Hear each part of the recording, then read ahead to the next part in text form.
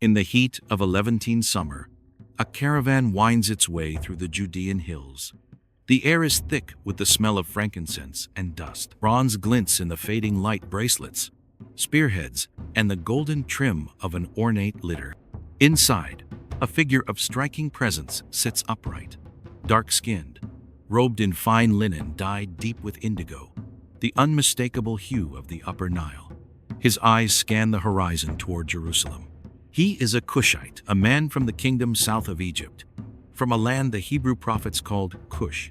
2,000 years later, deep in the dense pages of the Babylonian Talmud, his people are mentioned again and again, not once, not twice, but 283 times. Why?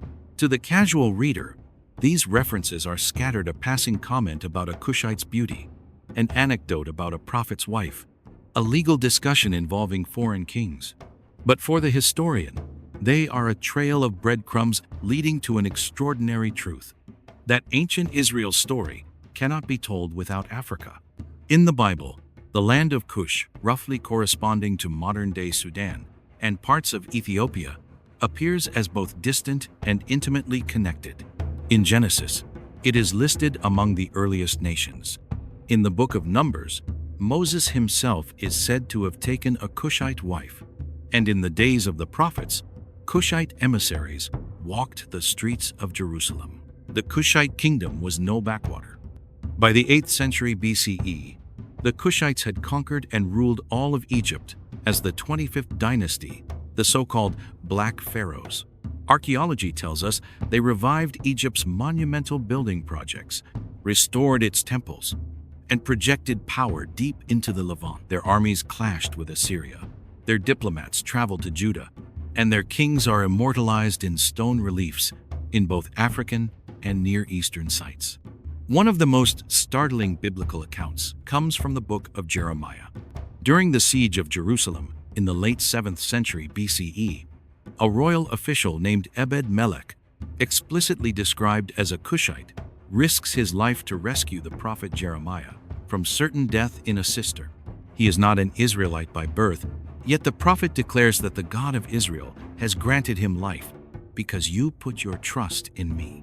This is no minor footnote. It is the only instance in prophetic literature where a foreigner is singled out for such divine commendation. The Talmud preserves discussions of Kushites in contexts that suggest respect, authority, and in some cases leadership within the Israelite community. Could it be that African prophets and protectors stood at the very heart of Israel's spiritual history? Ancient Jewish tradition did not view Kush as an unknown fringe. In rabbinic commentary, Kushites are sometimes a metaphor for uniqueness and beauty. The prophet Amos, speaking in the 8th century BCE, records God saying to Israel, "Are you not like the Kushites to me, O children of Israel?" An arresting comparison that puts the Israelites and Kushites on a plane of shared divine relationship. The Talmud expands on such passages, citing Kushites in discussions of prophecy, leadership, and even genealogy. In Tractate Moed Katan, the rabbis note the marriage of Moses to a Kushite woman, a detail that had stirred controversy even in his own lifetime. Elsewhere, Kushite messengers serve as reliable witnesses in war reports, their speed and endurance noted alongside their striking appearance. Outside the Talmud, but preserved in Jewish historical memory, is the account of the Queen of Sheba, often linked to the Ethiopian highlands visiting King Solomon in the 10th century BCE. Ethiopian tradition in the Keber Nagast claims that from their union came a royal line stretching into the Christian era. While the Bible itself is silent on such lineage, the meeting is no myth. Archaeological finds in southern Arabia and Ethiopia show a flourishing trade network in Solomon's time, connecting incense routes and gold mines directly to Jerusalem. Some scholars now argue that African wealth and diplomacy were not occasional intrusions into Israelite life, but sustained influences that shaped the very splendor of the First Temple period. The Talmud's persistent mentions of Kushites may be faint echoes of this deeper, intertwined reality. Excavations in Lachish, a fortified city of Judah, have uncovered Egyptian-style amulets and pottery dating to the reign of King Hezekiah, precisely when the Kushite pharaoh Taharka is mentioned in the Bible as sending aid against the Assyrian army. Kushite archers, famed for their skill, appear in Assyrian reliefs depicting Levantine battles. In Jerusalem, seal impressions from the late Iron Age bear Egyptian and Nubian motifs, suggesting that African officials may have held posts in the Judean court. The blending of artistic styles is not the work of distant trade alone, it speaks to the physical presence of Africans in the city. Perhaps the most provocative possibility lies in the genealogical hints buried in scripture and expanded upon in rabbinic tradition. The Kushite wife of Moses, the Kushite rescue of Jeremiah, the prophetic comparison in Amos. Taken separately, these may seem isolated, but together, they raise a tantalizing question. Did some lines of Israel's prophetic and priestly leadership carry African heritage? While the Talmud does not state this outright, its sheer volume of references to Cushites, far exceeding mentions of many neighboring peoples, suggests an enduring awareness, even a familiarity, that goes beyond diplomacy. Some medieval Jewish commentators, reading these texts centuries later, openly acknowledge the possibility of African ancestry among key biblical figures. Seen in the wider sweep of history, the Levant was never an isolated world. It was a crossroad of empire: Egyptian, Assyrian, Babylonian, Persian, and each brought African connections. The Nile was a lifeline, not just for Egypt, but for Kush, whose influence extended northward into the Red Sea, trade across the desert into Arabia, and up into the highlands of Judah.